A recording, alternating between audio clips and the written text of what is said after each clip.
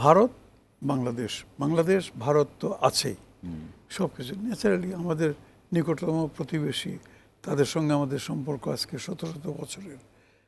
তার সঙ্গে চীনের যে উপস্থিতি, অবস্থানটা, এটাও কিন্তু খুব গুরুত্বপূর্ণ। ভারত যদি মনে করে যে আমরা অর্থাৎ বাংলাদেশ ভারতের সঙ্গে সম্পর্ক যদি একটু হেরফের হয়, তাহলে বাংলাদেশ একেবারে কাত হয়ে পড়ে যাবে। এই ধরনের যদি ভারতের মনের মধ্যে কোনো একটা ধারণা থাকে, হয়তো আছে, আমার গাট সেন্স বলতে পারেন এটা, যে মনে করে যে ভারত ছাড়া বাংলাদেশ একেবারে অন্ধকারের মধ্যে পড়ে যাবে। নো, এরকম মনে করার কোনো কারণ নেই।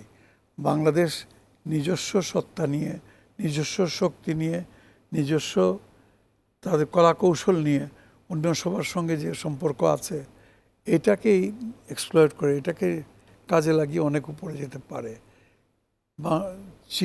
ভারতের বরং এই একটা লেসন নেওয়া উচিত যে বাংলাদেশ দেখা যাচ্ছে সবার সঙ্গেই তাদের সম্পর্ক, সুসম্পর্ক, বিশেষ করে now this is the main point, চীনের মতো একটি পরাশক্তি যে এই অঞ্চলে এখন নেতৃত্ব নয় শুধু, এখন পরাশক্তি হিসেবে বিশ্বে রেকগনাইজড, সেরকম একটা শক্তির সঙ্গে বাংলাদেশের সম্পর্ক কিরকম। দক্ষিণ এশিয়ায় মোটামুটি ভারত ছাড়া আর সবগুলো দেশের সঙ্গে চীন সম্পর্ক উন্নয়ন করে, রাইট। এবং সেটাতে বাংলাদেশ যদি গিয়ে এখন যদি করে, তাহলে ভারত বাংলাদেশের সম্বন্ধে ধারণাটা পাল্টে যাবে, আস্তে আস্তে পাল্টাবে হয়তো।